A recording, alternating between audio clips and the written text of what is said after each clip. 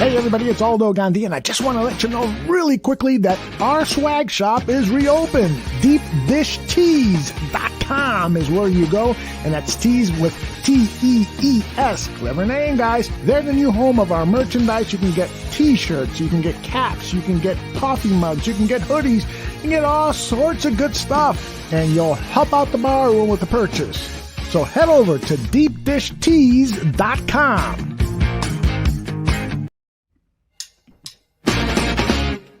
Hey everybody, it's Aldo Gandhi, and I just want to let you know really quickly that our swag shop is reopened. DeepDishTees.com is where you go, and that's tees with T-E-E-S. Clever name, guys. They're the new home of our merchandise. You can get t-shirts, you can get caps, you can get coffee mugs, you can get hoodies, you can get all sorts of good stuff, and you'll help out the bar room with the purchase.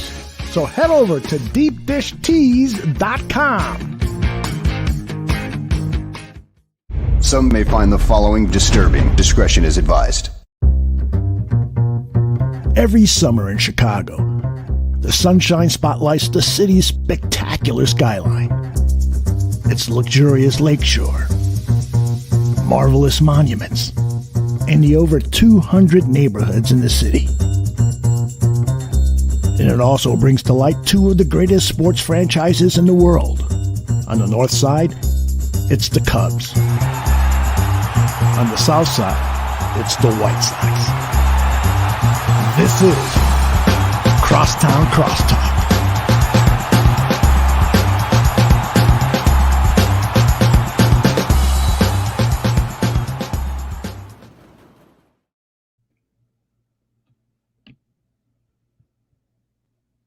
Hello, and welcome to episode number 12 of Crosstown Crosstalk. My name is Vinnie. And I'm Joey. And I had to triple check to make sure it was episode 12. I was shuffling through my notes to make sure I could find the number. What do you like about the number 12? Number 12 Days of Christmas. AJ Pierzynski. Jerome McGinley. Yeah, that was the first thing that came to my mind was Iggy, of course. But so the other day I was trying new flavors of Pringles, right? Uh-huh. I tried this Buffalo Ranch one. Whew! They were so good. If you like chips, Buffalo Ranch Pringles. What's your favorite kind of Pringle?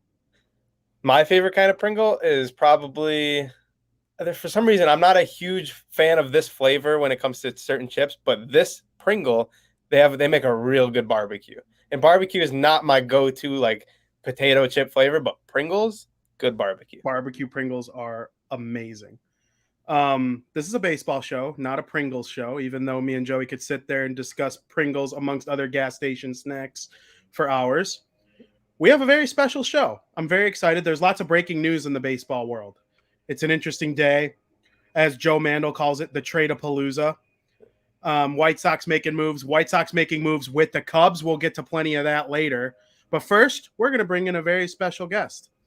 And that is Huntley High School football coach, Harry Russman. Coach Harry, how you doing? Good. Not to break you up a little bit, but baseball coach, not football, Vincent. Come on. Did I say football? You did. Even though I love my Bears, so don't get me wrong. And Pringles, by the way, since you guys were talking about that. I have 3 TVs on in front of me with baseball on, and for some reason, did I really say football? You did. You did. Well, maybe you should coach football. That's your fault, not mine. I should, but I'm enjoying my baseball at this point. For sure. And, lots of stuff happening in football. Maybe if we ever start a football show, you could come on and I'm more than happy to talk my Bears. So we'll talk some gridiron. So, first of all, how you doing? I'm doing excellent. Thanks for having me on the show, boys. Of course. And we're going to talk about baseball, not football, maybe. Okay. Unless you want to throw your favorite Pringle flavor out there real quick. I was going with the original. I'm old school. I'm going the original stack. The red can? The red can with a little French onion dip to dip it in. You can't go wrong. Ooh, see, now we're bringing in dips. Oh, I could go for hours. Yeah, I'm an anti-dipper with Pringles. It's too thin of a chip. It breaks every time. Well, you do 2 of them, Joe. You got to be a veteran. 2. One Pringle at one time. Double up. Okay. You got to double. I'm telling you guys, I even have them with me. No free ads, but Buffalo Ranch Pringles. Yeah, you can't go wrong. No, so good. Buffalo anything. We've toasted some Buffalo food before, but I want to know, how did you become a lover of baseball? From a young age, like the 8 years old, my dad used to coach the whole time. And when I was a kid, he was my coach pretty much through my whole life. And I always get emotional when I talk about my old man. So I apologize. But he's the reason why I do this for this. And then when I had my son, I coached him when he was younger and took some time off due to my job and everything else I was doing, and picked up coaching over at Huntley High School the last 3 years. Absolutely. That's a great answer. And it's okay. Baseball makes all of us emotional. I think it's great stuff. We're all into it. It's been a big part. And as we've seen with our favorite team, the White Sox, they have the first 2 draft picks were high school kids. And that's why I wanted to have you on, because you're, one of my closest friends and family members and all the person I love. And I knew you would have good insight because of what you do.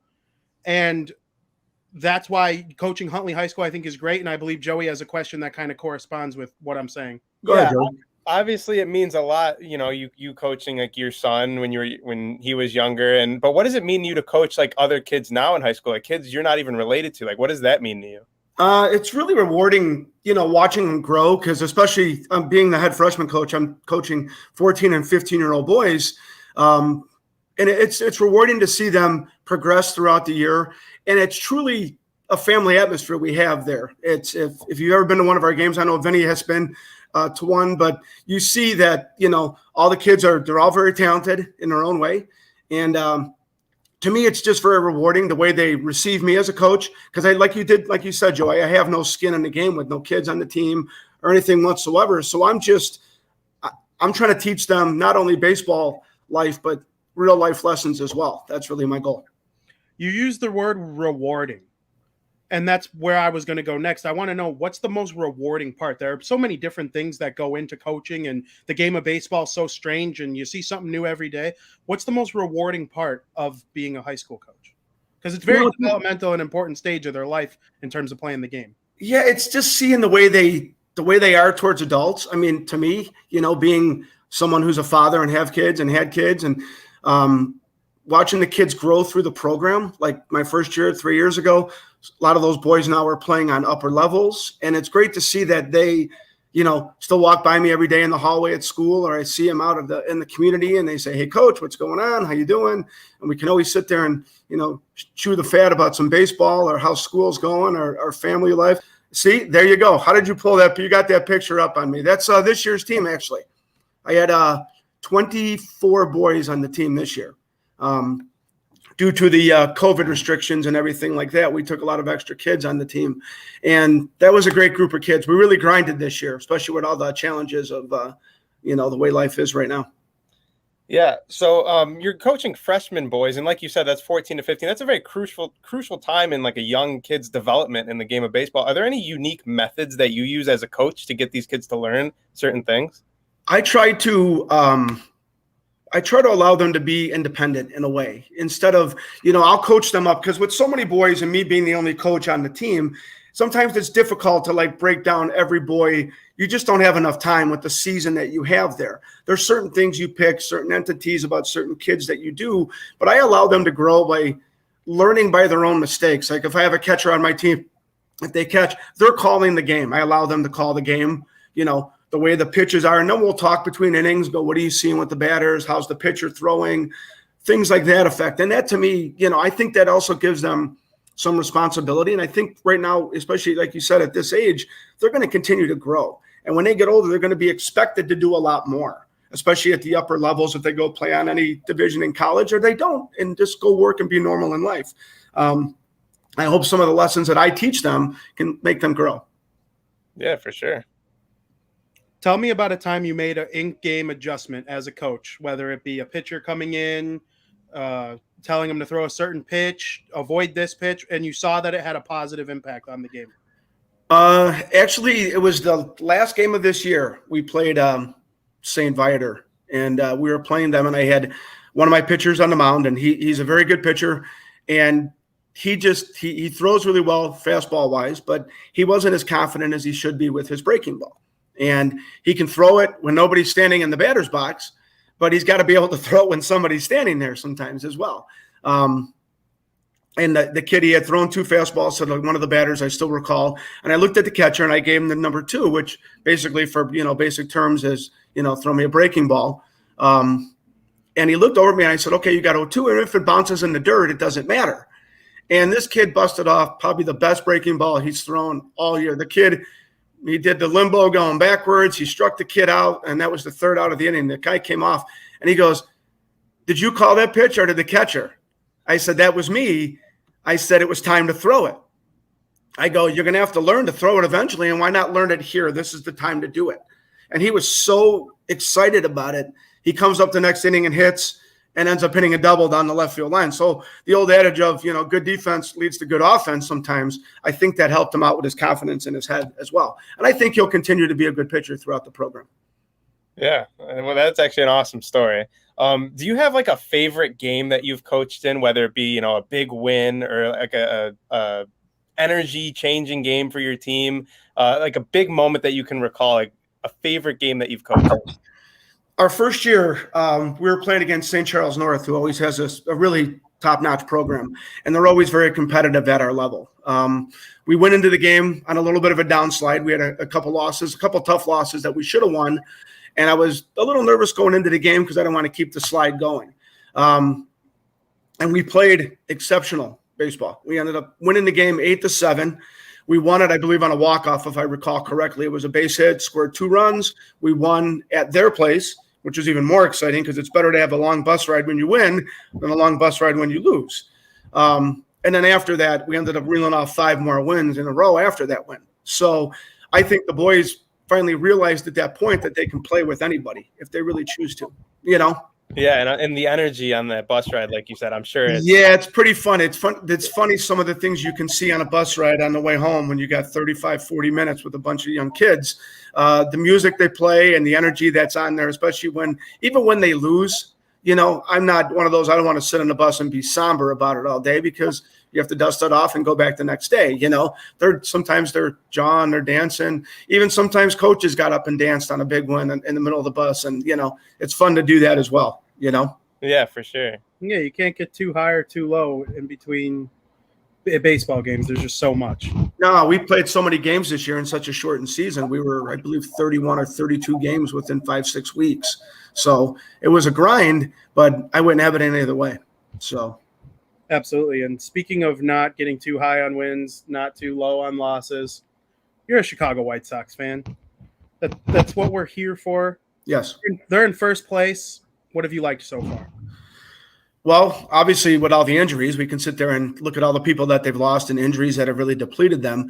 I think that a lot of the guys that we didn't know if they could play at the big league level, maybe Sheets, Burger, who's been hurt numerous times, even Zavala, the catcher, who I have to admit I've never really heard of before he came into the lineup at this moment. But I think we've really bounced back, quite well. And to have such a large lead, no matter what division you're in, I don't think it matters. You still have to beat the teams that are in front of you. That's always been my opinion. You got to win the one game. And if it's the Royals or the Dodgers or whoever you play, you still need to win that game. So, and I think that we're just going to keep going upward. And I like the trades we just made. I think they fill some solid positions till the boys come back. We still have another trade. Lewis Roberts going to be back. So that's basically like gaining another trade. And, maybe I think we're going to be tough to beat as long as LaRussa can keep our lineup going straight. Yeah, I agree completely. And like you said, we've seen a couple trades so far, but is there anything else you'd like to see them add to the lineup before tomorrow's trade deadline? I'd like a little, maybe another contact hitter. I don't know. Maybe I'm more, Anderson, obviously, bats over 300. He is an all-star and should be one every year. But I wouldn't even mind a guy. I know they've mentioned Trevor Story. He's been thrown around in there. He's a multi-versatile guy. He could play some outfield. He can play some second base, some shortstop. He's also got some speed, which can hurt. Billy Hamilton's a great player, but, not the greatest hitter, but a great defender and a great speed guy. So maybe another contact guy I think is not going to hurt in the middle of that lineup. We got 4, 5, 6 bashers on the team. I think we need to get some guys to set the table up. Yeah, for sure. I don't know if you remember this. A couple years ago, the White Sox and Cubs, they made a trade. And they sent a man named Jose Quintana to the Cubs, the White Sox, that is, sent Jose Quintana to the Cubs in exchange for their number 1 hitting prospect, Eloy Jimenez, and their number 1 pitching prospect, Dylan Cease, and then 2 other low-level prospects that are probably not even in the organization anymore. Today, or on that day when that happened, we actually had a pool party. I don't even know if you remember. We literally were together that day that it happened. I might. And I remember talking. We thought it was somewhat fair of a trade at the time, but then within a year or so, it kind of showed that the Cubs made a major mistake. They made another trade together today. And the White Sox sent prospect Bailey Horn to the Cubs in exchange for their all-star level reliever, Ryan Tepera. I'd like to get your initial thoughts on that, as it was literally breaking news right when we started this show. Yeah, I just saw that. I think that's actually a great move. I mean, Horn is obviously a good low-level prospect, but to get somebody that's major league ready that can be a bridge between, Hendricks and Bummer and Hewer, who I really like. I just think he's got a couple bumps he's got to figure out a little bit. But I really think that's going to be a heck of a move, because I think that's been a little bit of our weakness, as well as with Kopech and Garrett in relief. I think he's going to bring a nice solid arm to the whole team. Yeah, sure. I agree with what you said about, if there is a weakness with the White Sox, it is that, because their starting rotation is elite, probably the best in the MLB, and they got the bats. So I think adding a reliever like that was a great move. You can never have enough arms. I mean, That's what's going to win. That's what's going to win you in the playoffs. You're going to win. As we can see what happened in the shortened season last year. I believe when Oakland we played, we didn't hit the ball. We didn't hit the ball at all, and that their pitching had a lot to do with it, but hopefully this year we can turn the tables on many other teams. I believe we will. Yeah, when you have starters like Lynn, Rodon, Keuchel, Giolito, and Cease, and then after that, it's like, okay, what do we do to get to Kopech and Liam Hendricks in the end of the bullpen? You need long relievers or middle relievers. I think Tepera is right there with Hoyer. He's better than Hoyer right now. Yeah, he is. My issue with Hoyer is he gets behind and counts a lot. He wastes a lot of pitches. He throws a lot of pitches. And it takes away his ability to put guys away, because he then has to cater to the count. Yeah, and then he's got to bring something for them to hit, so he's not walking everybody out there, So But if you're coaching a kid who has probably the best stuff on your team, and he's getting down 2-0, 3-0 and counts a lot, but if he could just figure out his command early, what are you telling him? Well, a lot of times it's funny you say that. I'll go out to the mound and, usually I try to keep it lighthearted and try to crack a joke or something. Like I'll walk out there and say, this might be your best time to throw one strike this inning, something to make them laugh. And then usually somebody on the field will start giggling, or the first baseman or the second baseman. And then the pitcher will crack a smile, and I'll be like, just take a deep breath and throw me a strike. I always preach to the boys, especially at our level, is pitching efficiency is such a key, because there's pitch counts and there's certain things you can do. Throw first pitch strike. When you start walking people, walks and errors kill us every day. So I try to keep it lighthearted. I try to giggle a little bit. I joke, and I figure that's the best way to make things, that's not the end of the world if you walk a few people or lose a baseball game, but let's learn in high leverage situations, because your life is going to be high leverage the whole time. As you get older, you're going to have high leverage situations in anything you do. So. Yeah, I kind of like that you said keeping it lighthearted and cracking a joke, because that kind of is headed in the direction of what I wanted to ask you about, your relationship with these kids. Like, you obviously want to look at them as friends, and you want them to look at you as a friendly guy, not just a mean coach. Like, so what's that relationship like, and how important is that to keep it friendly, keep it lighthearted? Well, I think I'm always a big, advocate of, let's try to get everybody involved, no matter. And I don't have a number 1 kid and a number 24 kid, or a number 1 and a number 20. Everybody's playing when you're on my team, and some better than others, some more than others, because they're playing time. But, I kid around on a bench. I'll giggle and I'll laugh at the kids, and the kids, that aren't in the game, you have to keep control of them, because sometimes they want to, bust chops outside and say they chirp a lot to the other team, and it's common. But I've always been a big person. Like, you got to laugh at yourself. You make a mistake, who cares? There's a tomorrow. I'll use you again. Wipe your hands off. Dust it off and go play again. Yeah. And we do that a lot. And I have a good relationship with pretty much. I mean, all the kids I had this year were phenomenal. And you get a lot of respect from the parents. And as long as you treat the kids fair and you're honest with them, because I'll be honest with them. They ask me why they're not doing something, or why they're not, having the ability to do something. I'll tell them exactly why. And this is what we can do to get better. Let's make this better. Yeah. Have you stayed in touch with any kids? Like, you said you coach freshmen. Have you stayed in touch with kids who go on to play varsity ball, like their senior or junior year? Oh, absolutely. Yeah, they'll still send me messages, like text messages, like, "Hey, coach, I'm playing this weekend for this travel team, or I'm out here." And a lot of the upper levels, like they play the same time we do. But when I have the free time, I'll go watch them, and I'm always seeing them in school in the hallways. Last year's a little different, but I have kids even over the summer from last year's team sent me messages. "Hey, what can I do to improve? You think what are like 3 things I can do to work on over the summer?" And I'd be honest with them and tell them. And they still reach out to me and say, "Hey, thanks a lot, coach. I really appreciate what you did." And I'll go out and catch a few games. If I'm not busy doing stuff, I'll go watch them play. And I don't like to tell them I'm there because I don't want them to think like they got to impress me or do anything. I just might peek by and watch a game and see how they're doing. And I'll send them a text later. "Oh, you brought the Peanut the Wonder Dog up, huh?" See. That's my girl right there. She is the #1 fan of Huntley baseball. She has a beautiful sweater on. She has a red and a blue one for home and away jerseys. So that's my girl right there. And that's funny. You must have been digging on me, Vinny. I got you, no kid. And no, it was it's great to have the relationships, and I hope that a lot of the boys that I've coached, and even some that I haven't that are in the program still, continue to move forward. And I know they will, because we have a spectacular program and a spectacular team coming up in the next few years, as well as this.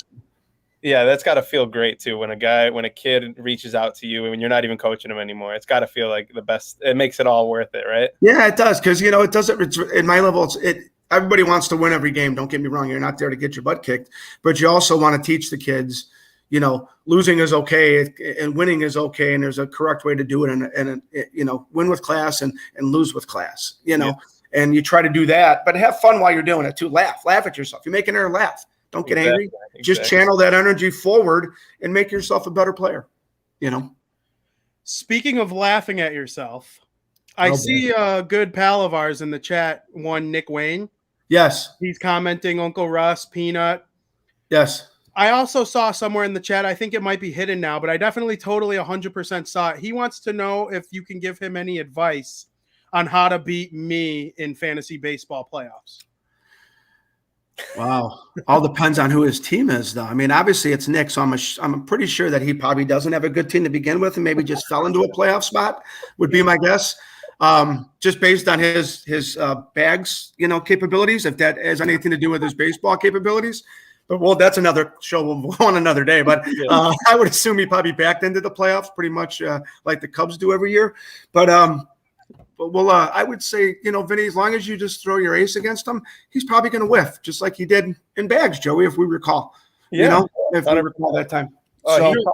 Joe, you could recall the bag story really quick. I think the audience will be interested in hearing that story. All I remember is it was probably one of the best performances I've ever seen from your own truly Harry Russman. Nick Wayne, he was talking a lot of game, making a switch set. That lit the fire under Harry, and I've never seen someone just drain him. He won us that game, and definitely shut up Nick Wayne. I always tell people, watch out what you wish for. You might actually win it sometimes. So, you actually get it. Sorry, Vinny, I don't mean to bring up a sore subject because I believe you were on the other end of that whipping as well. And I don't want to bring that up. You have a lot of fans here, I understand, that enjoy your expertise. It's okay. They know I'm a clown. They know I'm a clown. So, but no, it's, like I said, everything I do for the school, it's rewarding. I hope to continue doing it until they tell me I can't anymore. That's pretty much, or until I just step away. But right now, I still like it. It keeps me young. So, very good. You brought up the Cubs. I'm actually going to be serious about them for a second. I'm not going to make fun of them or the fact that they're 3 games under 500 or getting smoked 2-0 by the Reds. I don't do that. I am going to ask you, would you trade Rizzo, Bryant, Baez? They're all on expiring contracts. Kimbrel, I think they could get a king's ransom for personally. Teams are going to probably kind of use their leverage when it comes to Bryant, Baez, and Rizzo if they do decide to move them, because we are 24 and a half hours away from tomorrow's MLB trade deadline. I'd like to get your thoughts on the Cubs and what they should or should not do. Well, I believe they're going to trade some of them. I don't think their fan base would like if they got rid of all of them. That's just my opinion. I don't see Baez moving anywhere. That's just me. I see him being the new face of their team. I can see Bryant because either he's going to want big money to play baseball, and either the Cubs are going to have to sign him and pay him, or they're going to have to trade him and get something for him and hope that somebody gets. I don't see him being there, but if he is, then and if they don't sign him, they've made a grave mistake, in my opinion. Rizzo, I would hope, not being I'm a baseball fan, but not a diehard Cubs fan. I would hope he would stay in Chicago just for their team because he's done so much for the team and he's such a great positive influence. But I see him being traded as well, too. I believe Joey's Boston Red Sox would enjoy having one Anthony Rizzo back on the Red Sox where he started his career. I think he'd be a great addition to their playoff run, having such a great veteran at that point. But I would see Baez and Contreras probably staying, I would see Baez probably get a new contract. I could see Rizzo and Bryant probably leaving. It would just be my guess. I know other people are going to have their own opinions. That's just my opinion. I just don't see the Cubs at this point spending money on Chris Bryant, giving him $200+ million that he wants for those years. I don't see it happening. So, yeah. I agree. I did get some insight. The Red Sox and the Cubs have talked Rizzo within the last 24 hours. That's just a fact. And the Red Sox within the last 10 minutes just made a roster spot available. So I don't know if that means anything. There's always stuff crazy that goes on, but they did just make a roster spot available. So you never know if that means they trade X prospects that aren't currently on the 40-man to the Cubs for Rizzo or for anyone, because they could really use Kimbrel too. I think him and Matt Barnes would form one of the better backs of a bullpen. I'll give Kimbrel some credit. He's really bounced back quite well. His last couple of years prior, I know he had some surgery, if I was correct, and he, got healthy from that. But like Vinny said earlier, he'd bring a king's ransom. I think he's the number one guy that will bring a king's ransom to them. Not only maybe having major league ready player or two, but some higher end farm system, because I believe the Cubs do need to fill their farm system up with some players. Like you saw the Yankees make a trade for Joey Gallo. They got rid of 4 farm system players, but none of their top 10 were involved in that. That just goes to show you how deep that their farm system is and how thick it is with quality players. Yeah, and as Joe Mandel points out in the chat, Bryant and Rizzo are out of the lineup today. They are not playing for the Cubs. Yes, I did see that earlier, and I believe that it was Ross that said that they're available for pinch hitting if needed. It was a scheduled day off. I don't really recall any time I've seen Bryant and Rizzo out of the lineup at the same time when you barely have enough players to field 9 on a field that you can hit quality-wise. Okay, and I was going to ask a follow-up to saying that, and you brought it up, what David Ross said. I have 2 questions. 1, do you believe a single word he says? I don't. No. 2, is that kind of a kick in the balls to fans at Wrigley who this is the last game at Wrigley before the trade deadline, and you're not putting them out there for a day off? If it's not for a trade, it's kind of a boneheaded move by David Ross to their fans. Maybe he doesn't have a choice in what he's doing at that point. You ever think of it? That's true too. Then we're looking at Jed Hoyer, the Ricketts, all of them. You have to remember somebody pays his paycheck that's up higher than him. And if they said you might want to sit these guys until we decide, with air quotes, if we're going to trade or not, we don't want them getting hurt on some, bonehead running play or something to that effect. Let's wait and see. If we don't trade them, they'll be in the lineup tomorrow. If we do, they're healthy and ready to roll. So Ross is he's just smoothing things out like peanut butter on bread. He's just trying to make it look good, So and I almost never feel bad for Cubs fans, but I kind of do at this point. If they are gone and they don't even get to see them after going to their last game.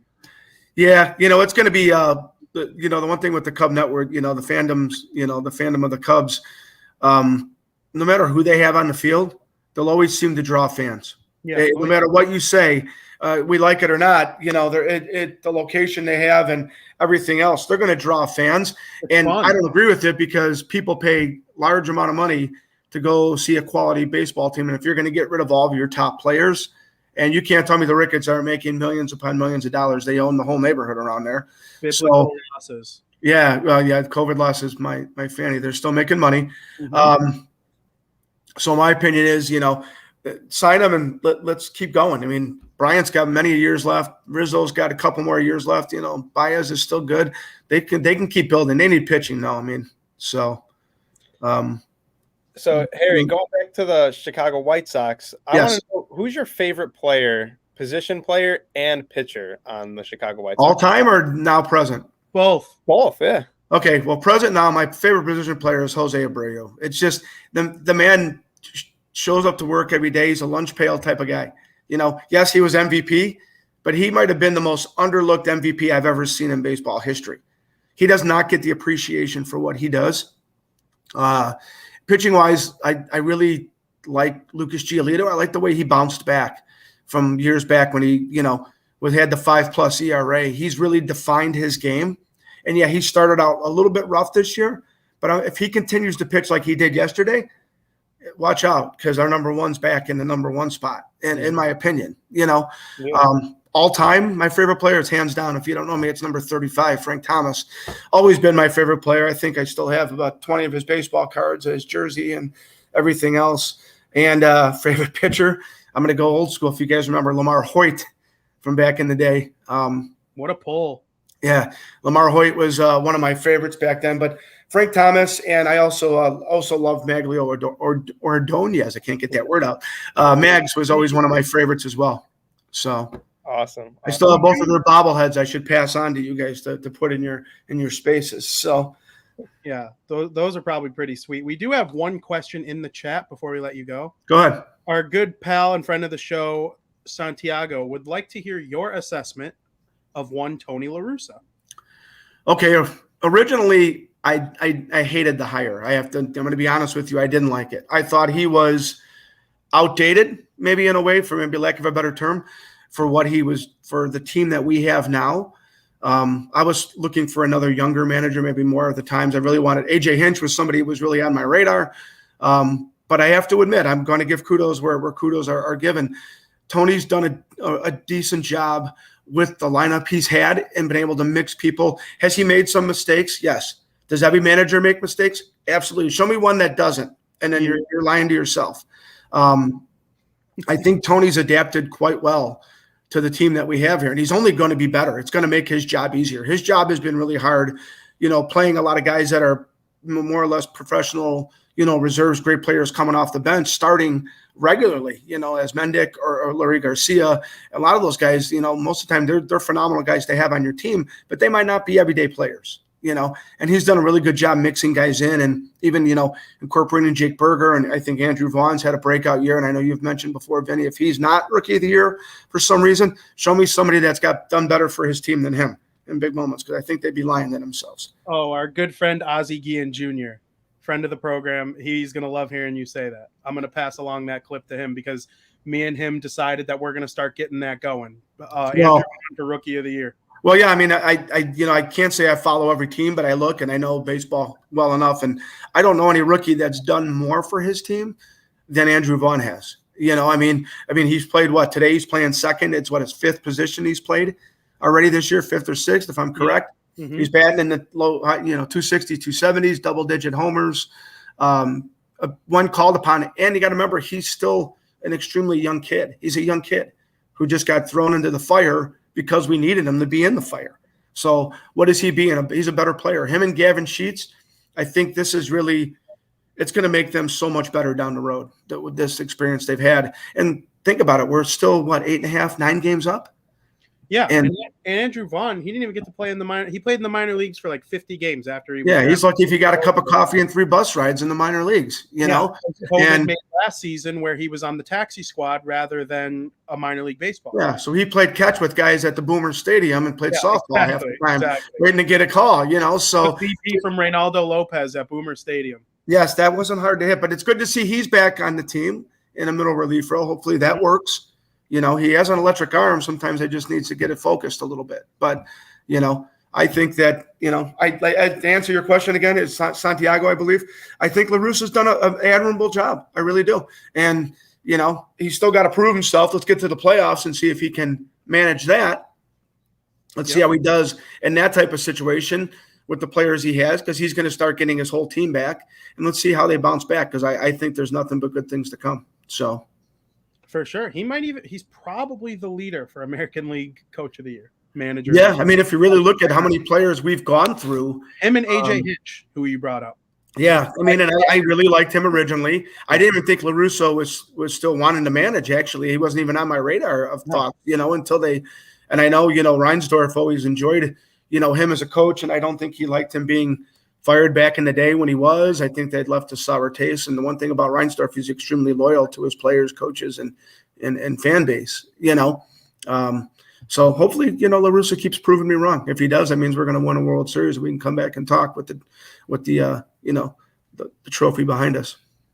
Absolutely. Joe, you got anything left for Harry before we let him go? He's been so gracious with his time. Yeah, just real quick.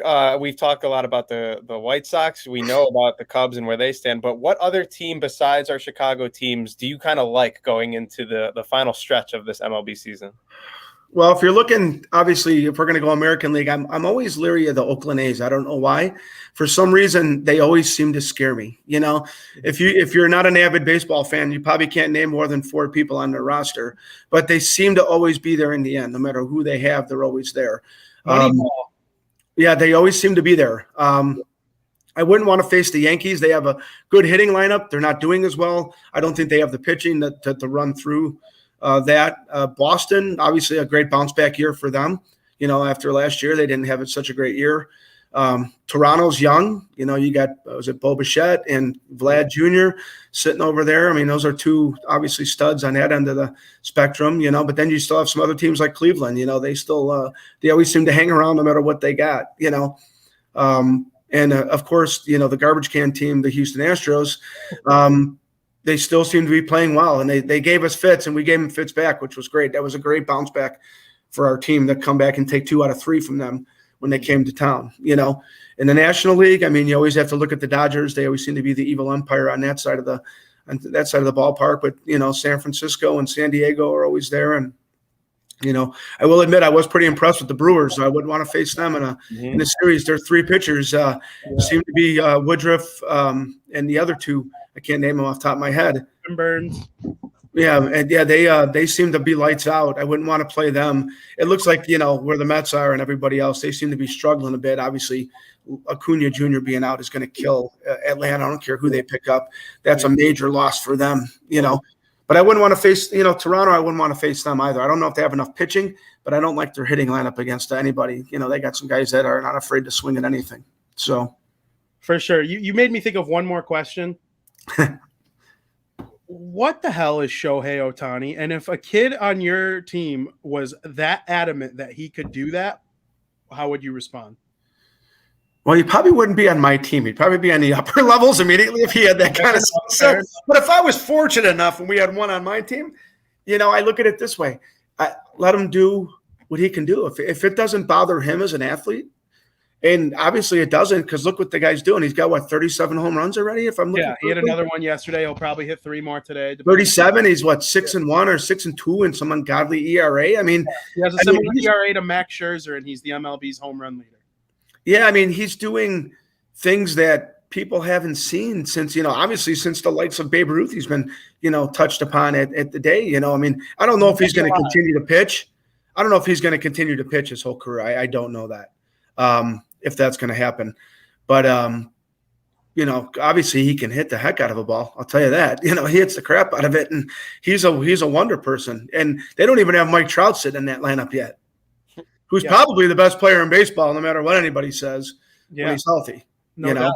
I'm starting to lean towards Ohtani, to be honest, which is hilarious to me, because now you have I call them the Edmonton Oilers of baseball, because the Oilers have McDavid and Draisaitl, who are 2 of the 5 best players in hockey, yet the rest of the team kind of stinks. The Angels are the same way. They have Ohtani and Trout, and just year after year, 500. Well, they have Anthony Rendon. They also signed to a big contract, if I remember correctly, right? And he had a great year the year before. He hasn't done much this year, but yeah, he was great with Washington, and then once he came over to LA, things have kind of fallen off for him. So yeah, if they can really, I don't know if they have enough pitching to make it to that point, but I would just walk those 2 guys. If it was Trout and Ohtani, I might put them on base just to make sure they don't kill me, So absolutely. Well, before we let you go, is there anyone you want to thank, shout out? What's going on? Hey, shout out to you boys, man. You guys do a great job. Thanks for having me on. Some old fart like me talking baseball. I enjoy it. Gina, I love you. I know you're watching. All the other family. I'll talk to you guys soon. Love you, boys. Be good. Thank you so much. Thank you. We would like to send you to a quick commercial break. Take care.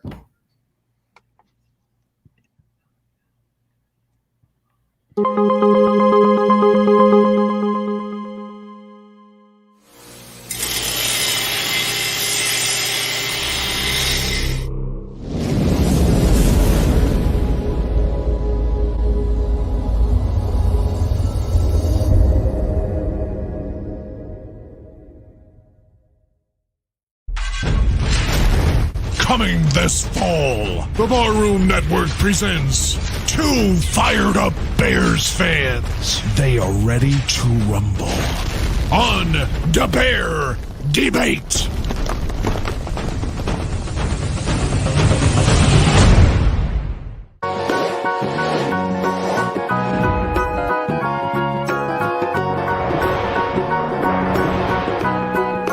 It's the Mikey Bet Show, the Mikey Bet Show. Do you know the Mikey Bet Show?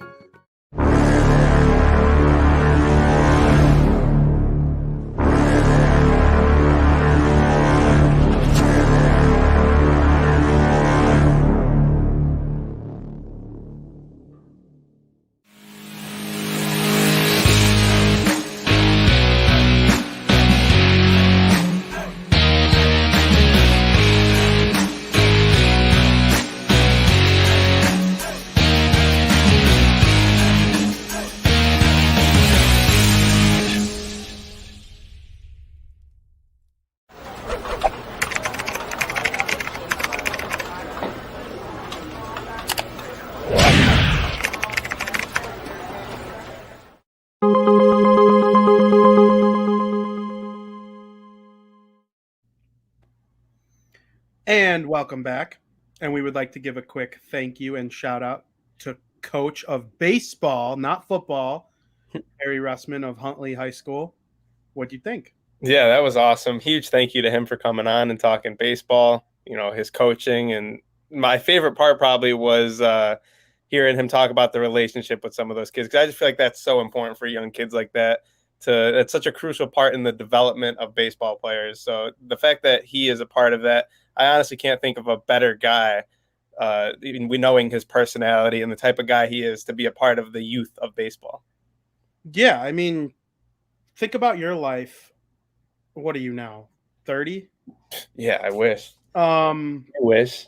You're making people sound like you're older than that. What? You're 24. Yeah, I said that's what I meant. You wish. I'm young. I'm a baby. Think about it though. In all seriousness, like we loved baseball growing up because of the people that were surrounded with us, and now we watch the pros and all that kind of stuff, and it means a lot to me to help spread that. And baseball's good stuff. It helps lead to you being surrounded by good people, and I don't know. I love hearing stories of development, because people watch Major League Baseball and they think those guys are all just like a bunch of robots.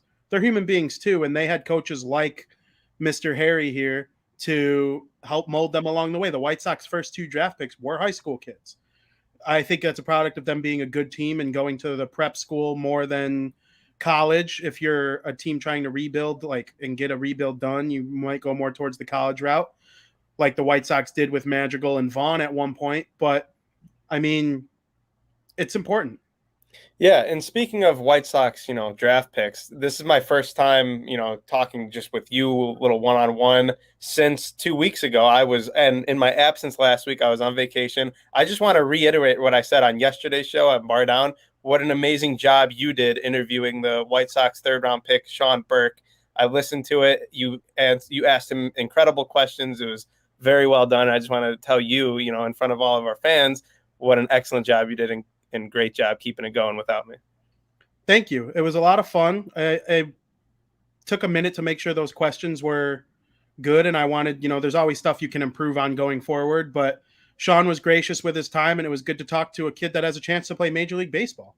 Yeah, especially Major League Baseball for your Chicago White Sox. Like, what a cool moment that must have been for you, especially. Yeah, and I know Rick Hahn watches every episode, and I just want him to know that he ever trades Sean Burke to the Cubs, I will burn down guaranteed right field. Or he grew up a Red Sox fan, did he not? He did grow up a Red Sox fan. I said it after the show. The only thing I regretted not asking him was talking about Tom Brady. I want a guy who roots for Tom Brady on my team. I root for Tom Brady. I love Tom Brady more than I love myself. And I mean that wholeheartedly. And the fact that that kid probably rooted for Tom Brady, there's no doubt in my mind he makes it to the major leagues one day. Yeah, I mean, the kid's probably a Bruins fan for all we know. Like, he probably is. He probably is. Like, if I was there, that could have been a whole new element to talk to Sean Burke about. Like, he would have saw my room. He would have been like, "Dude, do you live in Boston? Like, where are you at? You down the street in Mass?" Like, But he went to St. John's High School, which actually does ring a bell to me in terms of St. John's, Massachusetts schooling. St. John's. Yeah, it's probably more like St. John from Saugus. Yeah. I want to visit Saugus. Speaking of that, you're wearing the Red Sox gear right now. I am. Would you like to tell the folks why? There's actually a couple reasons. But you know the reason I want you to say. Oh, well, the reason It has to do with food. Okay. First off, I want to say I'm very excited for this trade deadline. The Red Sox are a very, very, very underrated team, and if they were able to get a guy like Anthony Rizzo that we see there, I would be I'm already a huge Tony Rizzo fan. I love this guy. I've always kind of like had a little soft spot for him, even on the Cubs in 2016. So if a guy like that, yeah, right. If a guy like that were able to come to my Boston Red Sox, that would just take things to the next level. Because already right now, I think they are one of the best teams in the American League. I don't want them to play each other, but I see it. I can see the future.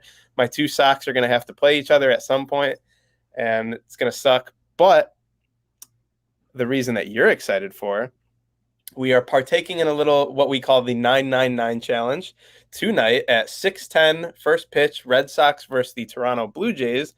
And I get to enjoy 9 hot dogs, 9 beers in the course of a 9-inning baseball game.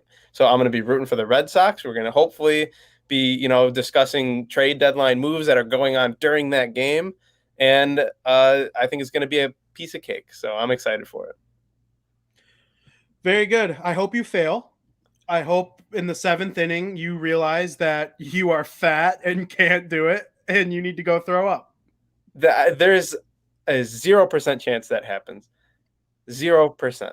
Well, people need to follow at Vinnie Parisi and at Joey Parisi on Twitter because we will be updating as the night goes along.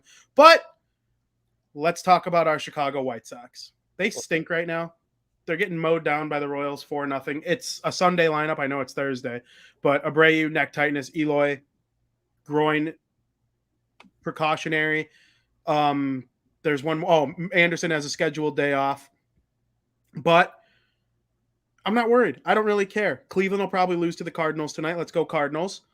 They made a big trade, and as we mentioned with Coach Harry earlier in the show, I believe they made a trade with the Chicago Cubs for Ryan Tepera, and I believe that will bolster their bullpen as well as it possibly could be bolstered. Yeah, I agree. Especially, we talked about this with Harry. The relief pitching and their bullpen is if you had to pinpoint a weak spot of the Chicago White Sox, it's that. And it's still not like it's not as bad as people make it out to seem. Exactly. It's not. Michael Kopech has an under 1.5 ERA. Liam Hendricks was an all-star. Aaron Bummer and Cody Hoyer have run into some bad luck. I think Matt Foster kind of stinks. They put Evan Marshall on the 60-day IL to make room for Tepera, which was breaking news while we were recording with Harry. Yeah. So I don't know. I'm a fan of this bullpen going forward. Yeah, especially because it seems like since Bummer came back from his injury, I think we were there against the Astros in his first game being activated. Yep. It just hasn't really been there for him. So no, maybe he was dominant yesterday. Well, was he? The old Bummer yesterday. I mean, his slider, he's got a sinking fastball and just some nasty breaking stuff. Yeah. I also wanted to ask you, do you kind of think the White Sox are on a little bit of a cold streak here? Yes. What's going on? Are you worried about it? Harry brought up the 3 aces on the Brewers. Mm-hmm. They faced all 3 of them. They went 1-2. That's going to happen from time to time, especially on the road. They're in Kansas City. I'll say it. They haven't been very good on the road. I'm worried about their road production. When they're at home, I think they have the best home record in baseball. They are an immovable force at Guaranteed Rate Field. On the road, way under 500, and that has to change because guess where you're going to play in the playoffs? On the road.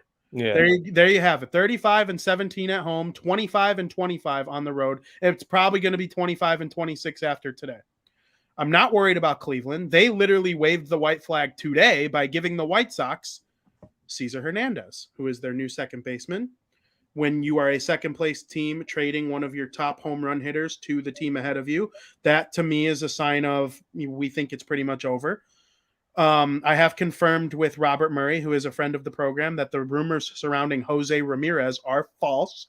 So they're probably not going to trade him unless they're wowed with a trade package. I'm sure if a team offered them their version, not saying for the White Sox, but their version of Michael Kopech, Andrew Vaughn, the Cleveland Indians would probably take that. But I don't think they're going to trade him just because they need to right now in terms of trying to rebuild. So I like the White Sox long term. It would be nice to see them come back and win this game. It's not likely, just based on the circumstance, the lineup. It's a big off day. They're getting ready for this Indian series this weekend. Yeah, it is. I agree with you. It is a little worrisome about their away record. You know, they're a first place team and they're 500. We'll just say they're 500 on the road. The record was a little better than I thought, though. You thought I thought they were under, and then we put the graphic up, and I was like, "Oh, it's actually a little better than I thought." But I mean, even still, you want to have an even balance of both because you're going to have to play road games in the playoffs. It's inevitable. But I kind of like the way Harry worded it in looking at some of these returning injured players as deadline acquisitions. You know, we saw Eloy come back at the beginning of this week. That he made an impact in their win, obviously. And then when Luis Robert comes back, Grandal is going to come back eventually at some point. Like, these are pieces that are just going to come back on top of some of their deadline acquisitions. I expect to see that road record kind of, change and head in the right direction in the second half of the season. I think some people might not, they see me as a fan, which is fair. Mm-hmm. I wear it on my sleeve. I talk crap. I, talk highly of the Sox. But when I hear something, I'm not just saying it to say it. And maybe this will prove it to people. Don't be surprised if Luis Robert starts on either Tuesday or Thursday of next week. He's playing in Charlotte now, right? Yep. I heard Tuesday or Thursday, a little birdie told me. So we'll see if that person was right. I would love to see it happen. And then Yasmani Grandal will be, if I had to guess, I have no inside information on Grandal. I do have inside information on Lou.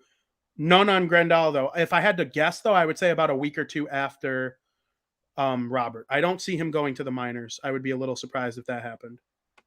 Yeah. And we all know how big I am on Luis Robert. What's up, Big Banklin, cousin Frank? I don't know if you're just tuning in. You missed a fantastic interview with Harry Russman. Feel free to check that out after the show. But yeah, Luis Robert, we all know how high I am on him. Not to say that, whoever's playing center right now is doing a bad job, but Luis Roberts' bat is what really is going to help. And speaking of playing the outfield, how has Eloy looked to you in the outfield since coming back? The game he came back, the game he played outfield, he was in left. Mm-hmm. Brian Goodwin was in center. Andrew Vaughn was in right for the first time in his MLB career. Eloy Jimenez was the best outfielder on the team. I saw him make a few plays, and it was like... It's not debatable either. Yeah. Guys at home. He made some nice catches. He made a catch on a string. We got a comment asking, how does this work? You listen to me and Joey talk about baseball.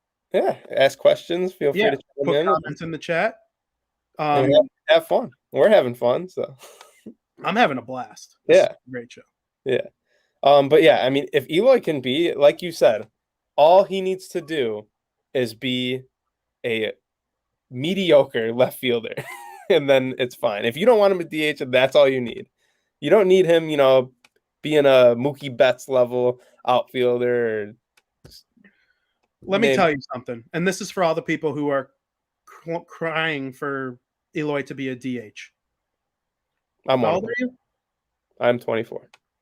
How old's Eloy? Isn't he? Oh, I thought he was 23, but yeah. He's a baby just like you. He's a much bigger, stronger, more athletic baby. But hi, Mom.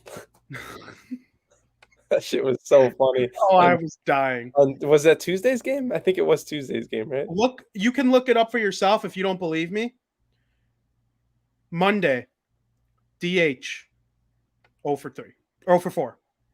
First game back. I don't. Tuesday, left field, 2 for 4 with a home run, 3 RBIs, and a single.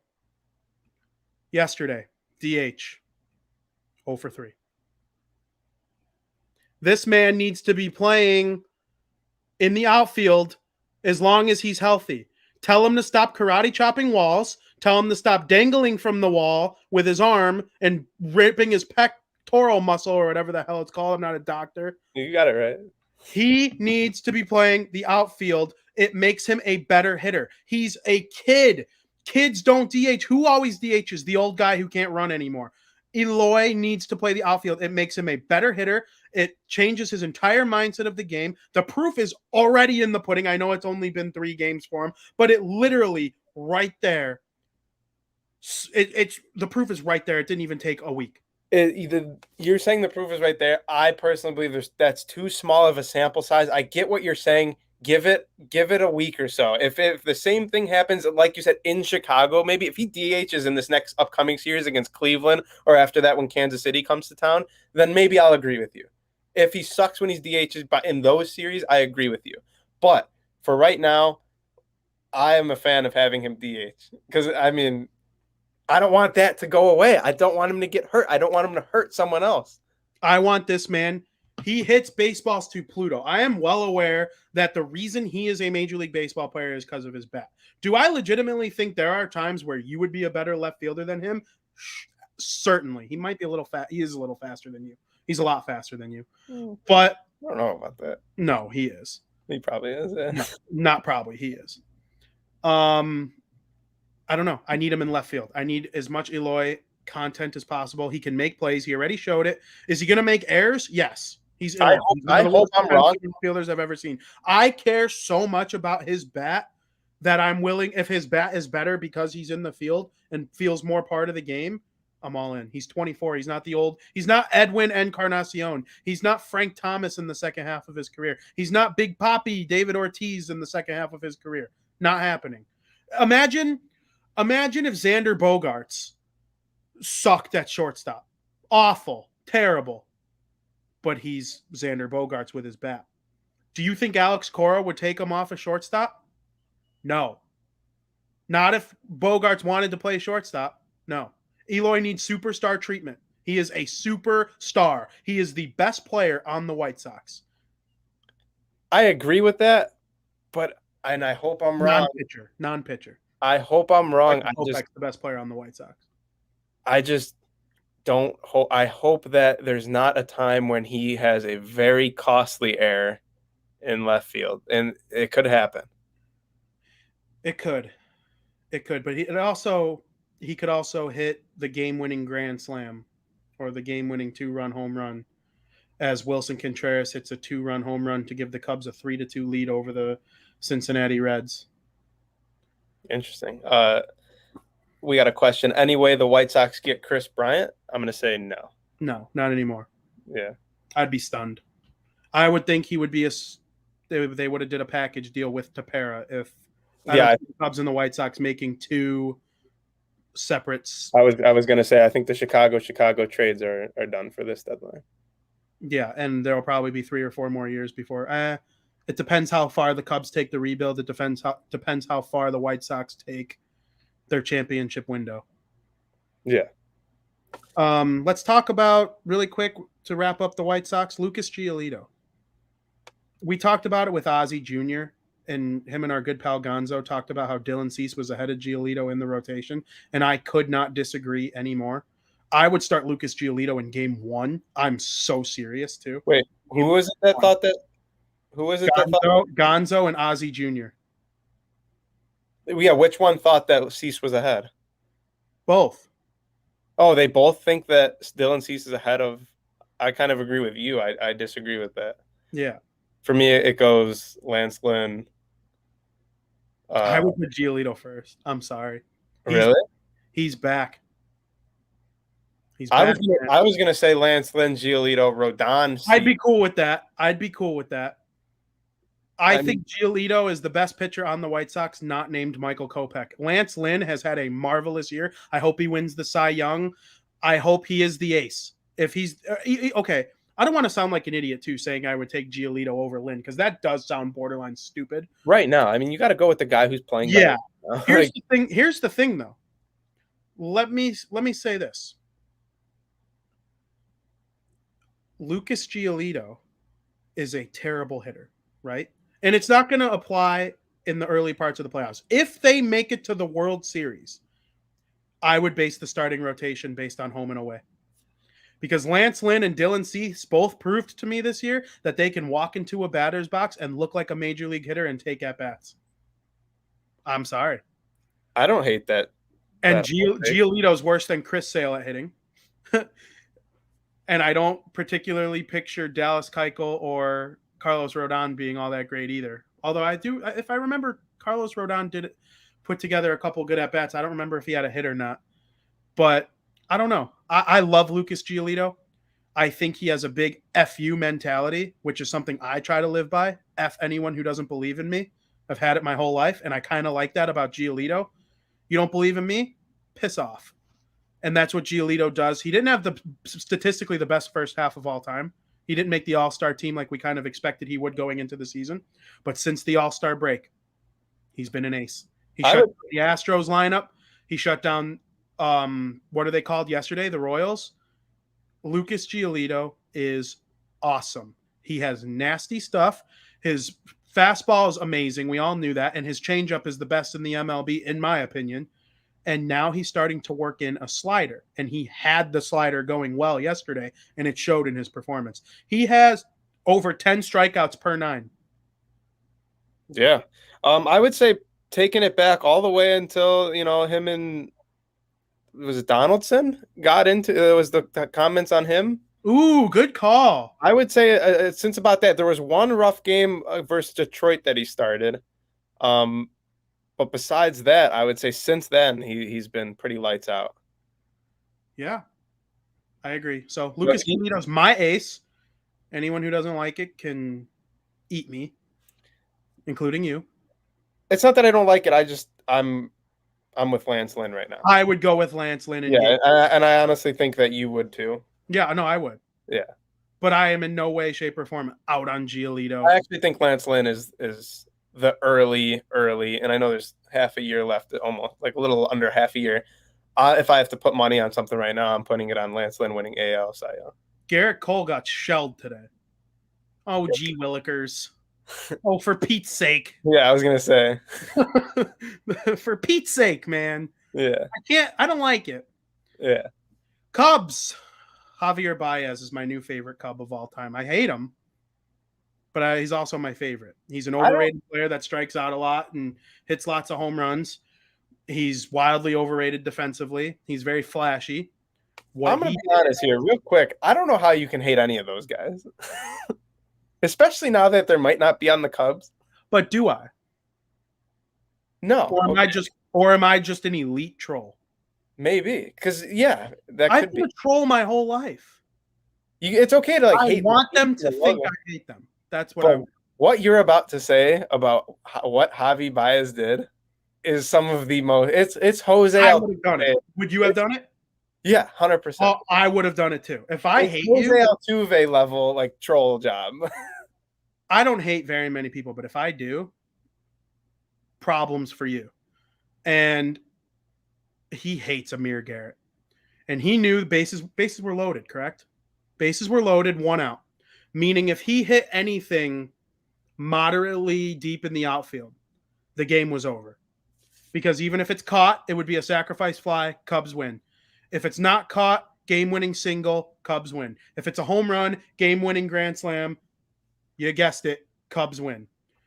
So he's already talking shit to Amir Garrett, who they have previous history with each other. Amir Garrett's kind of a prick for himself, too. When two pricks battle, it's always fun. And Amir Garrett, first pitch, boom.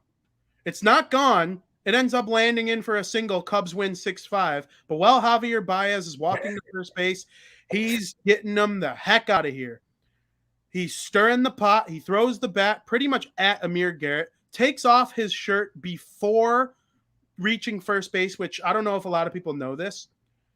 Untucking your shirt before the game over is considered one of the most disrespectful things in baseball, and I love every second of it. Javier Baez, kudos to you, man. I even told my group chat for DeWindy City, check out dewindycity.com/Vinnie Parisi, read all my work. I told all of them, I'll be a Cubs fan for 20 minutes. I was a Cub fan in their chat for 20 minutes. They asked me my favorite players. They asked me who was hotter between a Bryant and Abreu. I said Bryant, and then immediately after the chat was over, I rescinded all the things that I said as if I was lying. But, it was a lot of fun. I love seeing that kind of stuff. And if Javier Baez gets traded to a team that's not called the Cubs later today, I will be incredibly happy. Yeah, I agree. I mean, this dude's electric. I'm reading the question from Don. Who do you believe is the best DH on the White Sox and the Cubs? For me, I'd want my DH for the Chicago White Sox to be Eloy Jimenez. I already said that. Yeah, I really, that's who I want to be the DH. I think Yermin and Mercedes did a fantastic job for the first quarter of the season that he was in that role. But this point going forward, I'd want Eloy Jimenez. For the Cubs, I don't really, I mean, their team's going to look so different in 24 hours, so they're going to have some pieces to fill. What do you think? DH, they're in the National League. Yeah, exactly. So, the White Sox. Good point. That's why I can't think of who would be a DH. Kyle Hendricks, that's my DH. The White Sox, whoever's playing DH out of Vaughn or Jimenez, that's their best DH. Gavin Sheets can do it. He'd probably better off as a bench piece. But how come it's okay for Vaughn to be a DH as a young player, but not Eloy? Because where would you prefer to put him? And Vaughn hasn't stated multiple times that he hates doing it. Vaughn is a very put me in, coach, I'm ready to play type of player. Mindset, my friend. I have an answer for everything. He brought up if they're in an AL ballpark, who's the best DH on the Cubs. After tomorrow, I would start, if they trade Baez, Bryant, and Rizzo by tomorrow, I would start DHing Contreras and save his knees for next year. There's absolutely no reason to, have him catch once or twice a week to stay fresh at the position and whatnot. But I would really start preserving Contreras starting next weekend if they make those moves. I really would start playing first base. He played, a lot of people don't realize this. He played, I would have to look up the exact numbers, but my guess is he played roughly 30 games in left field in 2016, the year they won the World Series. Now they had David Ross and was it Miguel Montero, where it was like a three-headed monster at catcher. Mm-hmm. But Contreras for his bat played some left field.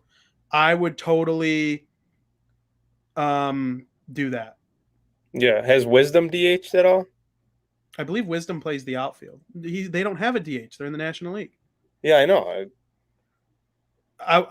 Honestly, I don't know based on the 6-game sample size of them playing in an American League park this year. Who have they played in their park American League wise? I couldn't even tell. Yeah, I honestly, it's one of the Central teams, the Twins maybe. Oh, Cleveland. They definitely played both of their series with Cleveland already. I knew that. Don Spacey says, I was talking to Joey. So go ahead, speak. What you said. This is a team show here. Your questions are my questions. Sorry, Don. Back to the Cubs.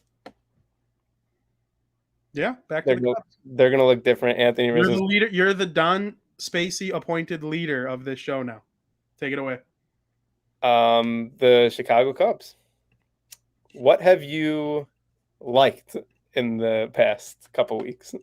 Dig deep here. Unbiasedly or biased? Unbiasedly. Like, what do I think has been good for them? Yeah. Nothing. This season has been an absolute disaster. I cannot believe they went into this season early thinking that they had a chance to be good. David Ross, strange hire. It was a strange hire when it happened. It's still hard to believe he's the manager because it looks like just another player in there calling the shots. And no disrespect to him, I just would have hired him with another team first and let all his buddies retire before, signing him on to be the head coach or manager, I guess you call it in baseball. Bryant, Rizzo, and Baez have been good, but they haven't been what they were since winning the World Series, and that has made their offense be, as Theo Epstein would call it, broken. They have been the worst organization in baseball at developing pitching, and I mean that unbiasedly, wholeheartedly. They cannot develop pitching Well, maybe they can now. We'll see. If I were them, I would acquire all the pitchers I possibly could for their trade chips. They already started today with Tepera. They got Bailey Horn from the White Sox. It's not a superstar prospect or anything like that, but it's another body to bring in and try and develop. Yeah, going into this season with that roster, thinking they had a chance is crazy, and I'm stunned they did it, and they're getting the exact results that anyone with a baseball IQ could predict. Very interesting. I liked David Ross going into it. I think he did okay to start. They got hot early on. I think it's ultimately been their pitching that got them to where they're at. So I just can't believe they thought Jake Arrieta would be like a significant number 3. yeah, Because they went in with Kyle Hendricks as their ace, Zach Davies the 2, Trevor Williams and Jake Arrieta as the 3-4. Alec Mills has made a couple spot starts here and there. Their bullpen is awesome. Well, it was awesome. They're going to start dismantling it within the next 24 hours. Actually, we're under 24 hours now looking at the time. So, I don't know. The Cubs, it was fun while it lasted, I guess, for them. It was an absolute miserable time for me. This November 3rd was the most egregious night of my entire life. And then 2 weeks later, the White Sox traded Chris Sale for Yohan Moncada and Michael Kopech, and I started to smile again. Do you, and I want your honest opinion, like this is me and you talking right now. Do you want the Chicago White Sox and the Chicago Cubs to be very, very good elite level baseball teams, make playoff runs at the same time? No. Why? I want the White Sox to win 100 games every single year, and I want the Cubs to lose 100 games every single year, no matter what. Okay, that's fair. People are going to get mad. Like, I come on this show and I talk unbiasedly about the Cubs when I need to. I do. You can watch every show. I've given my opinions. I've talked good about them when they're good, and I've talked bad about them when they're bad. But if you're asking me what I want, 100 losses every single season. It would make me smile to the high heavens. Okay, that's fair. That's your rival. If they played each other in the World Series, I might die. I slightly disagree. I see where you're coming from because there are teams that I feel that way about. So I'm not going to go ahead and shit on that take. I agree with you if that's how you feel. I'm starting to think we know Don Spacey. This is a person we know. There's no way. I don't think so. I don't know. I don't think so. Don Spacey's a new listener. It's great to have you, Don. Yep, love having you. I would think it would be very cool if both teams were good. I understand why you would think that. Yeah, and it would be cool. It would be cool. You're asking me if I wanted it. The answer is no. If the question is, would it be cool? The answer would be yes. Because imagine guaranteed Rayfield or Wrigley when they're playing each other and they're both 9 games over 500. The Reds just took the lead again. Hate to do that. Damn. Yeah, it would be cool. If they played each other in the World Series, though, the White Sox would have to win in order for me to continue breathing public air. Okay, that's fair. You got anything left on the Cubs? I believe Craig Kimbrell will return them more than people think. I agree. I said that. I believe Anthony Rizzo and Chris Bryant will return them less than people think. But all in all, I think they have a chance to really start a good rebuild here. There are pieces. Okay, they don't have a Hall of Fame pitcher in his prime like the White Sox did when they started their rebuild, Chris Sale. And they're probably not going to get 2 fleece trades like they did for Adam Eaton and Jose Quintana. I mean, let's be honest here. Adam Eaton doesn't go for Lucas Giolito, Reynaldo Lopez, and Dane Dunning, who was then traded for Lance Lynn. And Jose Quintana doesn't land Eloy Jimenez or Dylan Cease right now. The markets are wildly different. Teams aren't trading top, 10 prospects for those guys anymore. A third arm in the rotation or a really good outfielder Adam Eaton was at the time. Nobody ripped on, the White Sox or the Nationals for taking on Adam Eaton. Yeah. But I don't know. I just don't think those types of trades happen. Kimbrell will get them an awesome, awesome, awesome return. And their rebuild should be in full force by tomorrow.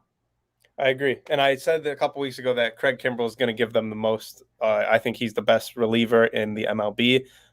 Whatever team ends up landing him, whether it be one of those, big threes over in the NL West, which is what I'm kind of hoping for. Dodgers and Padres seem to be interested from what I was told. If the Dodgers are able to land Dirty Craig, you know how happy that'll make me? Yeah. It's like because Stanley Jansen hasn't been all that great. Yeah, no, and Joe Kelly's not going to close games for them. No. So I just think that a little reunion. You got Mookie, Kelly, Kimbrel. I mean, if it ain't either of my Sox, yeah, I'm Dodgers all the way. So I'm rooting for that. And yeah, I don't know about the return on some of those other guys, but all I'll say is I agree that the biggest return will be Craig Kimbrel, who's a name that seems to be not as mentioned as often as like Bryant, Rizzo, Baez. Craig Kimbrel should be the number one piece of conversation when talking about selling for the Chicago Cubs. I kind of wish the Braves were good. They're okay, but I kind of wish they're underperforming by a large portion this season. They are, and they're only 4 games back? Yeah, and the Mets are, as a parent friend of the barroom, Frank the Tank would say, the Mets are very capable of choking that away. And so if the Braves went on a run, I actually texted our good friend Nick Boss earlier during the All-Star break that I believe in the Braves, and then Acuna got hurt. And, it's tough in that aspect. But if they were good, I would love to see them get Dirty Craig because that's where he, kind of made a name for himself. But I'm pretty sure he played for the Padres too, though, before the Braves, which would be an interesting reunion. Yeah. Obviously he's going to go to a contender. So predictions on players? The big Cubs, the big 5 that could be traded: Rizzo, Bryant, Baez, Kimbrel, Davies. I'll let you think about it because I got mine in my head. Rizzo, I am not certain, but Rizzo to the Red Sox is my prediction. Do I kind of look like Rizzo? Hold that up again. You look nothing like Rizzo. If I shaved, I look more like Rizzo than you. If I shaved, Bryant to the what do you call it? The Giants. Okay. Baez to the Mets. Or stays with the Cubs. I'm actually going to go stays with the Cubs. Bryant? No, Baez. Okay, I agree. Kimbrel, Dodgers, Davies, back to the Padres. Is that where he was? Yeah. He was in the Yu Darvish trade. No, I thought he played for the Brewers at some point. He did before the Padres. Oh. I wasn't even thinking Davies. He was part of the Yu Darvish trade. I agree with Rizzo. I'll predict Rizzo going to, obviously, the Red Sox. I don't know. Bryant, I think Wilson Contreras isn't going anywhere. No, he has one extra year on his contract, though. Yeah. It's hard. Do you think I wouldn't be surprised if a team like the Astros, if they have a spot to fill? Yeah, that's possible. Yeah, them. I don't know if they would deal some of these guys to a team like the Brewers, but you just got to look at some of these elite teams. I do think the Giants will add something, but I don't necessarily know if it'll come from Chicago. There's a lot of Bryant is the only possible one, I would say. So there have been crazy moves. There have been some crazy moves already so far across the MLB that we could get into a little bit before we close on out of here. Yeah, I was going to ask who's you're definitely more entwined with the signings that have gone on. There's a lot going on with hockey. Never before have we had the free agent market in hockey open up the same week as the MLB trade deadline. So it's been a little stressful. And Aaron Rodgers is on TV yesterday ripping the Green Bay Packers, and all this training camp stuff is going on with football. And then the NBA draft is tonight.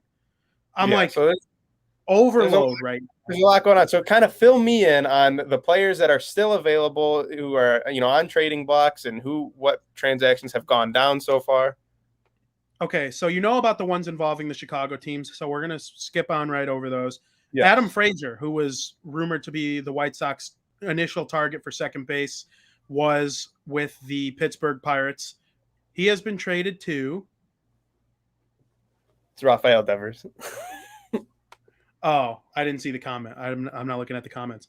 Adam Frazier was traded to the San Diego Padres, so the Daddies get their second baseman. He's going to, be right there in the middle of that lineup with Tatis and Machado, and we'll see if they trade Hosmer, because now Hosmer's contract is something they're talking about shipping on out of there. What a kick in the balls that would be. Hey, Hosmer, you were the first guy to kind of show people that we're not rebuilding anymore, and we're just going to ship you on out of here right before we have a chance to win the World Series. That would be horrible for him. Eduardo Escobar, Bob Nightingale reported that he was coming to the White Sox, and he's going to the Brew Crew. So they got their guy to play second base. The Brewers are very good. Nobody should want to play them. They are going to run away with the North, or not the North. I'm thinking football. They are going to run away with the Central. And then last night, late, the New York Yankees acquired Joey Gallo from the Texas Rangers. Him and his incredibly high strikeout rate are going to sit right there in the middle of Aaron Judge and Giancarlo Stanton, who also have incredibly high strikeout rates. So Yankee Stadium is going to be full of strikeouts. Yeah. Do you think the Yankees even realistically have a chance anymore? No, I'm shocked to see them trade for Gallo. That's what I was so confused when I saw that. So I don't know. To me, the American League field is pretty much set. I'd be stunned if it wasn't the 5 teams that are currently in spots. The White Sox, Red Sox, and Astros as division winners, and then the A's and the Rays playing each other in the 1-game wild card. I would be stunned if anything else happens. I agree. So we do have breaking news. Do we have a breaking news sounder? We need to get ourselves one of those for next season. This is breaking news from Barroom Network's Crosstown Crosstalk. Max Scherzer made a close enough, something Close like enough. that. Yeah. Max Scherzer was kind of asked nicely by certain teams to make a start. He kind of made an unscheduled start today because teams wanted to be proven that he is healthy. So he went out and threw 6 one-run ball game. He is headed to the San Diego Padres. So take away my prediction of Davies going back to the Padres, because Scherzer's headed out west. That is a good team. Yeah. And next year they're going to add Clevenger, who's out for the year with Tommy John, and they have the number 1 pitching prospect in all of baseball, Mackenzie Gore. Oh my goodness, the Padres are so good. Yeah, I just am reading this now, and I also look right under it. Like I said, with the whole NHL thing, there's news in the NHL too. Veteran forward Corey Perry signs a 2-year deal with the Tampa Bay Lightning. Old news, bro. Is that old? No, that's new. It's new news to me. We're doing a show. Old news. I'm talking 10 a.m. probably. Well, that's news to me. All right. Corey Perry's lost the last 2 Stanley Cup Finals to the Lightning. It's kind of fun. Yeah. It's crazy, right? But yeah, the Padres, man, they just keep taking everyone. Yeah, and I saw that was a potential matchup for Scherzer. No, it's done. No, I know. I saw it was a potential landing spot for him yesterday or earlier this week. And that team is going to be tough to beat. I might have just given him a little bit of an edge on the Dodgers. That's a seismic shift in Major League Baseball, I would say. Max Scherzer, a pitcher of his caliber and experience and all that good stuff, headed to the Padres. That's something. Yeah, and to reiterate what our friend Laro just said, Gallo should be pissed. That's exactly what I thought. Joey Gallo, he gets traded at the deadline and goes to the Yankees, a team who's, We live in a world where getting traded to the Yankees at the deadline is fuck. Yeah. Isn't that crazy? If they come back and win the division, though, or nab a wild card spot, and then they have Garrett Cole versus either, it would probably be. I don't think Glasnow will be ready yet for the Rays. So yeah, I'm not worried. Like I said, I'm not worried about the Yankees one bit. The Red Sox, they make work of them. They're 8-2 against them this year right now, or it's something absurd like that. And it's only more fun to come. The Red Sox are going to get better. I believe if they add a guy like Rizzo, that helps the Red Sox more than adding Joey Gallo does to the Yankees. Do you agree with that? Yeah, I mean, the thing about Joey Gallo, left-handed bat that can hit moon bombs, and the Yankees have the short porch. You know, I truly believe if you were a left-handed hitter, you'd be able to hit one out of Yankee Stadium. And I mean that from the bottom of my heart. Not off a major league pitcher. If I was throwing you BP at Yankee Stadium and you were a lefty, I believe you. I would love to see how far I can hit a ball now. I'm trying to think what stadium you would have the best chance at. Maybe Fenway, if you could get one high enough. And people probably think we're crazy talking about this. Me and Joey played baseball for a very long time at a very high level. So I'm not saying anything out of the craziness. I don't think. I believe if you were a lefty, you'd probably be able to take one out of Yankee Stadium. Oh, let's plan that. Let's go to a field and just see how far we can hit the ball, and then I'll strike you out as well. Yeah, for sure. If I had a mound, I would strike your ass out on a nice 3-pitch mix too. We need anyone who wants to, be our free unpaid camera guy to get some good content for the Barroom Network. Let's do it. Yeah, I'm more worried about a catcher. I think having a catcher would make striking your ass out even easier. But I'm not talking some bum who just puts on gear either. I'm talking someone who can receive a pitch the way I want them to. I like Don Spacey. He said I would smash that ball. I knew I liked him. Yeah, for some reason he hasn't taken a liking to me and wants you in a dark alley. I can't believe the Padres got Scherzer. Who was it? Laura that said they're like an MLB team, or was that a tweet that I saw? It was a tweet I saw that they operate like an MLB The Show team, or was it Laura? I don't even remember. He said if the Padres get Scherzer, wow. I mean, they have you, not you Darvish. They wish they had me. Yeah, because then they'd have a starter who stinks. I'm saying in the lineup. They could come back and win the division over the Giants. Where do you stand on the NL West? Our favorite NL West, I do. I actually think the Dodgers are better than the Giants. They're only. We might have talked about. It's like our weekly update. We've talked about the NL West more than any division. I think we love the NL West on this show. It's our weekly NL West update. You get the 9 p.m. games. It's a fun ass division. It has 3 teams. It has 3 of the best teams in the league, and then they're all in California, which kind of fits the whole Chicago thing. If I was a California guy, I would love picking one of the teams and just despising the other 4, however many there are. Like how I am with the White Sox, screw the Cubs. Imagine if I lived in California, I'd have 4 other teams to hate that much, and I think that would be awesome. Yeah. I'm sure there's not as much animosity toward some of those the couple. No, it's the Dodgers and the Giants, and then the Dodgers and the Padres, and then the A's and the Angels. Yeah, I just think it's funny that 3 of the best teams in the entire MLB, in my opinion, are in the same division, and then the worst team, the Diamondbacks, just get shit pumped. Yeah, the Rockies too. Yeah, they're nothing to write home about either. But I mean, the Arizona Diamondbacks are next level bad. Yeah, the Rockies are bad, and the Dodgers are just way worse. It's not even close. The Diamondbacks, yeah. I think. Are you hungry? I'm starving, Santiago. We talked about Pringles early in the show. I haven't gone to the gym yet. I saw a comment about this new guy going to get pizza. Dude. Yeah. To reiterate, if you weren't here earlier, we're doing the 999 challenge tonight. 9 hot dogs, 9 beers in 9 innings of the Red Sox Jays game. I'm going to be doing it, so I'm not going to be hungry, but we got to give this guy a hot dog. I'm going to the gym right when the show ends, and I'm going to eat plenty of food. Would you like to update the baseball fans on how your Seattle Kraken expansion draft prediction went? This is a baseball podcast. I think we like to keep it strictly baseball. We can talk about the Seattle Mariners if you want. They are good. They're 8 games back, but they're figuring it out. And my good friend Robert Murray, I bring him up a lot on this show, and I'm going to continue to because I trust every word he says. They're in on Whit Merrifield of the Kansas City Royals. But do you think they can catch the Astros? I don't. No.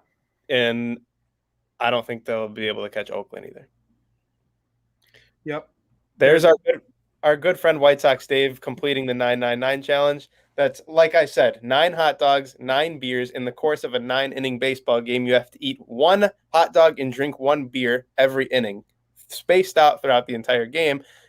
This guy, our good friend, White Sox Dave, told me firsthand after completing the challenge that it's not as hard as it seems and that I will be able to do it. Vinny, on the other hand, thinks I will not be able to do it. So tonight is the night we prove him wrong. Please follow at Vinny Parisi and at Joey Parisi on Twitter for live updates as this goes on. I can't wait. I'm excited. I've been looking doing forward it for to Red Sox Blue Jays, by the way, for those who are confused. Sox, Both Chicago teams are currently getting beat right now. Yeah, I've been looking forward to this all week. There's been a hot dog on my calendar and a beer of choice, Miller Lite. We know Don Spacey. There's not a single doubt in my mind. I think Joey can do it, but Vinny definitely wouldn't be able to do that. Like, how would a stranger in any way be able to know that? I don't know. I don't think we. Yeah, you're laughing because I make a good point. You're like, what basis does he have? Because he's right, and only people who know that he's like us know. Well, Don Spacey, welcome to the chat. It's a pleasure having you. I mean, feel free to tune in every time. It's a pleasure having you, Nick. Oh, this is great. Do you think the Red Sox can win the World Series if they get Tony Rizzo? Yes. I didn't want to start, pumping the Red Sox tires earlier, but I think Alex Cora is next in line for manager of the year, right behind Tony. It's one of them, I would say. And I do think AJ Hinch has a chance because the Tigers are like the AL Central version of the Mariners, just that team that we thought was going to be bad and ended up being kind of good. Kind of good, but I don't think you can win it with being not that good. No, Miguel Cabrera has like a 600 OPS and he has a -1 WAR. He stinks now, but I don't know. Yeah, I do. And I know we got half a season left to play. I really, really like. I'm comfortable with saying that either my Chicago White Sox or my Boston Red Sox are going to be playing in the World Series. I'm very confident in saying that. Awesome. We need this White Sox team. They're going to lose the series to the Royals 3-1. That's tough, but I mean, they're one of 3 teams in the American League with 60 wins or more. So I'm not at all worried. And Abreu didn't play, and Eloy and Tim Anderson. They're coming home. Lance Lynn is the perfect guy to be pitching tomorrow. There's literally nobody else I'd rather see on the mound in I'm not even going to say must win, but in a game you'd like to see him win game. So we'll see what the White Sox can do against the now Cleveland Guardians. Give the fans something on the Guardians. Just from a business perspective, one of the stupidest moves you can do. I mean, whether you hate the name, like the name, hate the logo, like the logo, from a business perspective, what are you doing it halfway through? Look at the chat. Look at the chat. He's making friends. Don Spacey's a friendly guy. No, he asked if he's talking too much, and Nick Wayne goes, yes. Oh, yeah. I saw that. I gotcha. And then we got Harry Kramer in chat. What's up, Harry Kramer? Harry! Yeah, good friend Different of ours. Harry than the one that was on the show. Very good friend of the program, Harry Kramer. Good to see you, pal. But back to what I was saying about the Cleveland Guardians. How are you going to release a new logo and totally like a relook of your franchise halfway through the season when you're trying to sell Cleveland Indians jerseys? Like, what are you doing? Good luck trying to sell the rest of those, because I know if I'm a Cleveland fan, I am not buying a single piece of merch until I can get Cleveland Guardians stuff next year. So there's my rant about the stupid business aspect of the move. I have a Cleveland Indians hat, but it's not the canceled one. It's just the one with the C. Yeah. And it's a really cool hat because I love old school baseball script, like the hat you're wearing right now. Oh, I got this at Fenway Park. It was like a vintage. It's actually one of the only 47 brand hats that I like. Yeah, well, shout out to 40. Now they're not going to sponsor us, dude. Well, unless they sponsor us and give me more gear like this. Yeah, so we'll see what happens. Cleveland Guardians will begin play in the 2022 season. They will be the Cleveland Indians this upcoming series, but I'm going to call them the Guardians just to make Joey chuckle. Yeah, I mean, I'm from now on, Guardians. That's all we'll call them. I will say I saw the funniest tweet of all time when they announced it was the Guardians. It was from, I'm not going to even pretend that he's a friend of the program, but I wish he was. It's from PFT Commenter. He tweeted that he would have preferred if they were called the Cleveland Washington football team. Which I think is the funniest thing I've ever heard in my whole life. We should call them the Cleveland Washington football teams. Is there a word on if they're going to have a team name, or are they going into this year as the football team? As of right now, they're the football team. They must be brewing up something like good. Laura wants to know our stance on Cesar if we hadn't gotten to it. We got to it, but I'll tell you, Cesar Hernandez, I think it's a great pickup. They only gave up Bailey Horn to get him. He's going to play every day second base. It wouldn't shock me even slightly if he's in the lineup tomorrow. It actually wouldn't even shock me slightly if he travels to Chicago with his Guardians teammates to play against them tomorrow. It wouldn't even slightly surprise me. It would make sense in terms of travel and COVID and all that kind of stuff. So, I don't know. I'm a big fan of the trade. Good stuff to look forward to, that's for sure. Absolutely. Promote our shows. Yeah, Don asked if we're every day. There is great content on the Barroom Network pretty much every day. Our show, Crosstown Crosstalk, is every Thursday at 2 p.m. And then every Wednesday at 2 p.m., we have Bar Down Blackhawk Talk, where we bring you all the latest news on the Chicago Blackhawks and the entire NHL as a whole. So that's where we're at with the Barroom Network. Hopefully by next Wednesday, I know who my new second favorite team is. We think it's going to be the Islanders because I'm talking about wherever Zach Parise signs. But nothing happened yet. There was rumors he was coming to the Devils. Oh, my God. If he came to the Devils, I would freak out. Freak out. So we'll see what happens with that. I'm looking forward to talking some hockey next Wednesday because I think it'll be a little less crazy. And I won't have a headache during it or this show next week. I don't have a literal headache, but more like a sense of angst because of everything that's going on in both sports. But I don't know. Joey needs a raise here. I think I do, actually. Vinny's incredible thanks to our great director, producer, leader, Aldo. Joey owes incredible thanks to him too, but he also owes incredible thanks to me.